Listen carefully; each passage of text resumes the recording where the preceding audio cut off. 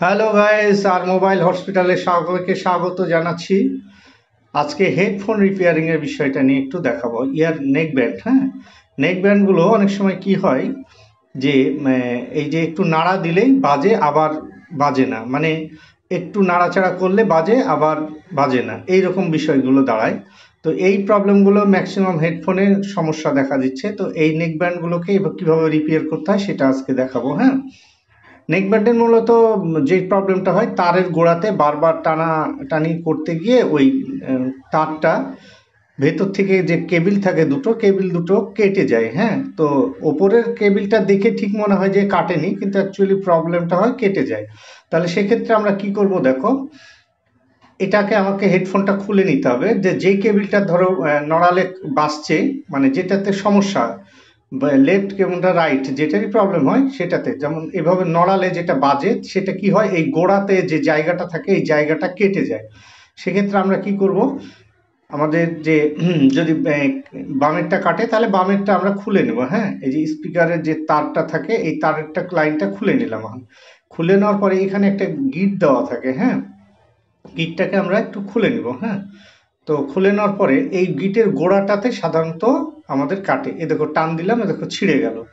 তার মানে এই জায়গাটাতেই প্রবলেমটা হয়, গোড়াটায়। তাহলে তোমরা কি করবে, একটু তারকে কেটে ফেলে দিবে। হ্যাঁ, এই যে তারটাকে ফেলে দিবে।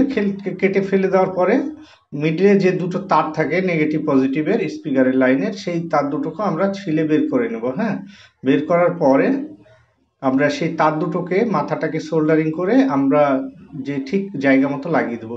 তার আগে একটা গিট দিয়ে নিবে। মানে গিটটা দেওয়ার উদ্দেশ্য হলো যে আমরা যখন এই কেবিলটা তার টান লাগে তখন যেন এই ভেতর থেকে তারটা ছিঁড়ে না বেরিয়ে যায়। এই যে এটা গিটটাতে কি করবে, আটকিয়ে রাখবে। এই যে আটকিয়ে রাখবে, হ্যাঁ, এই জায়গাটায়। এই জন্যই অ্যাকচুয়ালি গিটটা দেওয়া। এই যে দেখো, গিটটা থাকলে মানে টান লাগলে বেরোবে না। হ্যাঁ, এই জন্যই এটা দেওয়া। না তো যদি গিটটা না দেওয়া হয় কি হয়, তাই ঝালাইয়ের গোড়া থেকে ফাট করে খুলে যাবে।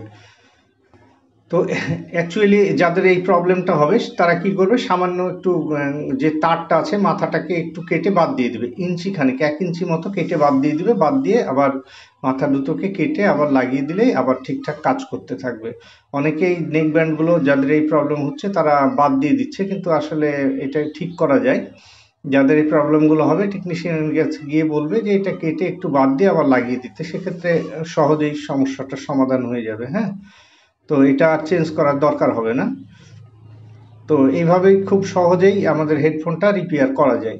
তো যাই হোক, দেখো আমি যে তার দুটোকে ছিলে বের করলাম, সে তার দুটো আমাদের স্পিকারের যে কানেকশনটা আছে, যেখানে তার দুটো লাগানো থাকে, যেখান থেকে আমরা খুললাম সেখানে তার দুটো বাস লাগিয়ে দেবো।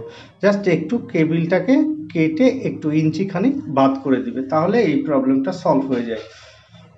খুবই সহজ এই টিকটা।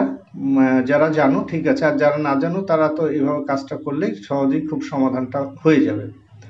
যে দেখো আমি তারটাকে সোল্ডার দিয়ে সোল্ডারিং করে দিলাম, তার দুটোকে লাগিয়ে দিলাম। এখানে লাগালে ঠিকঠাক আবার আগের মতোই বাজতে থাকবে।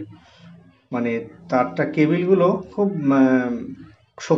শক্তিশালী তো হয় না, তো কেবিলগুলোতে টান লেগে লেগে বারবার একটু একটু করে টান লাগতে লাগতে ভিতরে যে দুটো কেবিল থাকে এই কেবিল দুটো সাধারণত ভিতর থেকে ছিঁড়ে যায়। হ্যাঁ, উপরের রাবারটা ঠিক থাকে কিন্তু ভেতর থেকে ছিঁড়ে যায়। হ্যাঁ, এই হচ্ছে ব্যাপার। তো ঠিক আছে, এইভাবে আমরা লাগিয়ে দিলাম, লাগিয়ে দিলেই ব্যাস আমাদের হেডফোনটা ওকে হয়ে যাবে। তো যাই হোক, তোমাদের ভিডিওটা যদি দেখে উপকৃত হও তাহলে আমার চ্যানেলটি একটু সাবস্ক্রাইব করে দিবে।